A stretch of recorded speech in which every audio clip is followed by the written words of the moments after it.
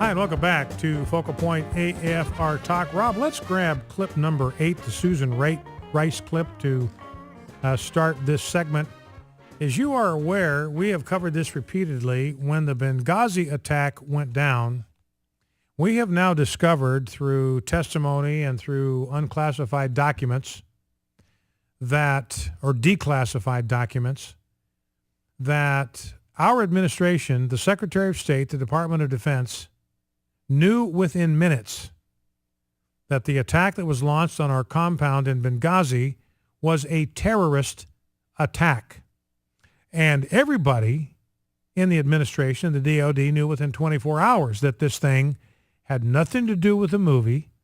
It had nothing to do with some kind of a spontaneous demonstration in reaction to this internet movie about the life of Muhammad. It was a coordinated terrorist attack, and we've discovered that Al-Qaeda was behind it. We've discovered that a former inmate at Guantanamo Bay who was released by George Bush, I mean, that's on him. I fault him for that. He's believed the lie that Islam is a religion of peace, that jihadists can be rehabilitated. There's no evidence of that apart from a radical conversion to Jesus Christ, and we know people that have been radically converted to Christ and have been rehabilitated. But other than that, it's just not possible. It's just too deep in their DNA. So it was led by somebody that George Bush released from Gitmo, went right back to jihad and led the attack on the compound. So Susan Rice went out on 5 different talk shows the following Sunday, and she said it was all about the video. Now, this was days after she knew, after President Obama knew, after Secretary of State Clinton knew, that it had nothing to do with the video, that it was, in fact, a terrorist attack. Now, there's some speculation about why Susan Rice was picked. She was the ambassador to the UN, and I think the reason, frankly, that she was picked is she knew a lot less about what went down than anybody else. So they could send her out to tell a bald-faced lie, and maybe she wouldn't even know how much of what she said was false, because she wasn't in the information loop. She was the ambassador to the UN. She wasn't in the State Department. She wasn't Secretary of State. She wasn't in the administration. She wasn't connected to the Department of Defense. So I think maybe they trotted her out there as a stooge, as kind of a useful idiot, not saying she's dumb, but she just didn't know what they knew. And I think they sent her out with talking points to lie on their behalf. Now, if you're Susan Rice, you either went out there, you knew what you were saying was wrong, that makes it a bald-faced lie, or you were duped. You were used as a stooge, in which case you ought to be absolutely furious at the people that used you for some kind of a puppet. Now, here she is, clip 8. She's on with David Gregory on Meet the Press, and she's asked about what she said on these talk shows, telling these blatant falsehoods about what went down in Benghazi. Here's what David Gregory had to say in her response. When you were last here, Ambassador Rice, it was an eventful morning on the story of Benghazi and the horrible attack on our compound there. We haven't seen you in a while. As you look back at your involvement in all of that, do you have any regrets? David, no, because what I said to you that morning and what I did in every day since was to share the best information that we had at the time. The information I provided, which I explained to you, was what we had at the moment. It could change. I commented that this was based on what we knew on that morning, was provided to me and my colleagues, and indeed to Congress, by the intelligence community. And that's been well validated in many different ways since. And that information turned out in some respects not to be 100% correct. But the notion that somehow I or anybody else in the administration misled the American people is patently false. Well, now she's lying. I mean, that's just an honest, flat-out lie, because she's saying the administration was not misleading the American people. That's absolutely false. They knew it was a terrorist attack within 5 minutes. Everybody knew within 24 hours. So Susan Rice disqualifying herself from public office by one lie after another. Now, we'll get back to the phones here, 888-589-8840 here in just a second. I want to tell you something about what's going on in Ukraine, and then we'll go to the phones. What a lot of people don't know, and you probably wouldn't ever find this out if you didn't listen to Focal Point, do you know that the new president of Ukraine is a Baptist pastor. I arf you not. The acting president of Ukraine is a Baptist pastor by the name of Oleksandr Turchynov. He took office on Sunday, 2 days ago. He took office as the acting president of Ukraine. The parliament voted to impeach President Yanukovych, which, by the way, is not, it can be done, right? Here's a parliament in Ukraine. They impeach their president. No reason why our Congress cannot do the same or impeach Eric Holder. But anyway, he is a well-known Baptist pastor. He was a top opposition politician in Ukraine, and he is now the acting president, a Baptist pastor. Good thing he did not get the memo about the separation of church and state. Good thing he didn't get the memo about how inappropriate it is for Christians to be involved in politics. Here's what he said after he took office on Monday, last night. Unprecedented cruelty and brutality of the dictatorial regime did not stop citizens. They selflessly gave their lives to defend their rights and won. Then went on to say, our priority is to return to European integration. Ukraine wants to be a part of Europe. That's what this was all about.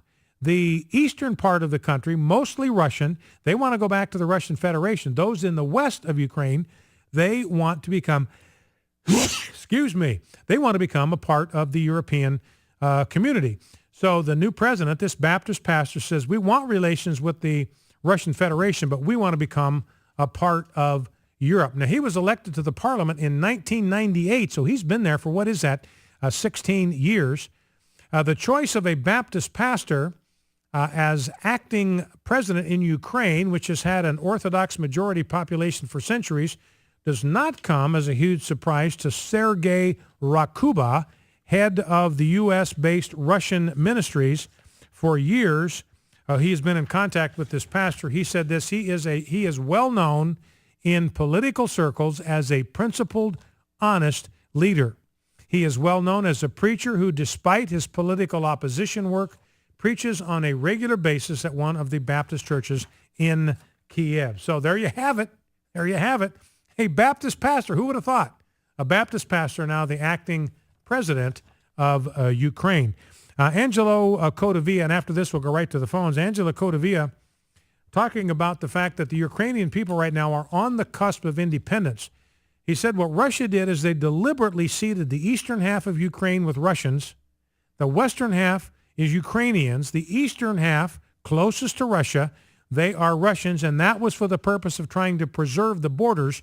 And Angelo Codavia's point is the only way to save Ukraine, that region, from falling into violence is to separate that into two states.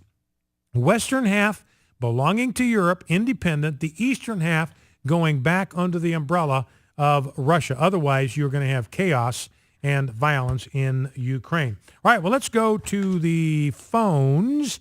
Let's go to Lee in Plano, Texas. Number, by the way, if you want to join the conversation, is 888-589-8840. Lee, Plano, Texas, what's on your mind? I wanted to say that I totally agree with what the lady said who called in today, saying that she prefaced it by saying, well, this may sound crazy. It doesn't sound crazy at all to say what she said, and anyone who doesn't see that must be blind. What does Obama need to do? Announce on the air that he is a terrorist on the White House, and his intention is to take over the United States on behalf of the Muslims. That's, if you can't see that that's the way it's going, I don't know why. And there are also terrorist cells all over the United States, in different parts of the United States. There's even one in Texas. I say even in Texas because and I've got a story in my stack somewhere about that, about a kind of a terror training camp. About that, an email about it. And it's in the state of Texas.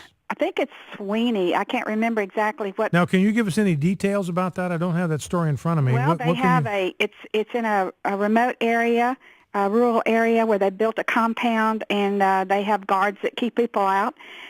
Some of their people have even gotten jobs with the local police. Now, And this is a camp that's run by Muslims, is that the correct? Muslims, yes. Uh-huh. And they're in other different places. There's one in New York. They're in different other places. I have a map that shows them. I'm not looking at it. But that's one of the points I wanted to make. In other words, we are being infiltrated daily by the Muslims right here in my area in Richardson, Texas. They are building a Muslim, what would you call it? A Muslim community in Richardson, including clinics, insurance companies, all kinds of businesses. There has been a mosque there for quite some time. They are going to be pushing for Sharia law, I feel sure, before very long. We need to protect in every state. The attorney generals should pass a law. The people should press the attorney general. I feel sure that's who they would need to talk to protect them with a law saying that Sharia law cannot be a part of the law of the courts. And I wanted also, besides the fact that people need to be aware that the Muslim faith is infiltrating this country very quickly on a daily basis, I got this information about Walensky's rules for radicals that I've heard of many times, but it very succinctly tells what they are, and Obama is following them to the T. There are 8 of them. I want to just briefly go over them, and you will recognize his agenda. Okay, Lee, we've got about 45 seconds, so get right into it. Healthcare, control healthcare, and you control the people. Poverty, increase the poverty level as high as possible. Poor people are easier to control. Fight back if you're providing, they will not be able to fight back if you're providing everything for them to live. Debt, increase the debt to an unsustainable level. That way you're able to increase taxes, and this will produce more poverty. Gun control, remove the ability to defend themselves from the government. That way you're able to create a police state. Welfare, take control of every aspect of their lives, food, clothing, and income. Education, take control of what people read and listen to. Take control of what children learn in school. Hence, Common Core, of course. Yeah. 7, religion. Remove the belief in God from the government and schools. And the last one, class welfare. Divide the people into the wealthy and the poor. All right, Lee, I got to let you go at that point. I'm glad you gave us that list, and you can see President Obama following that recipe, as Lee pointed out, to the T. Focal Point AFR Talk. We'll be back in 2 minutes. Please don't go anywhere.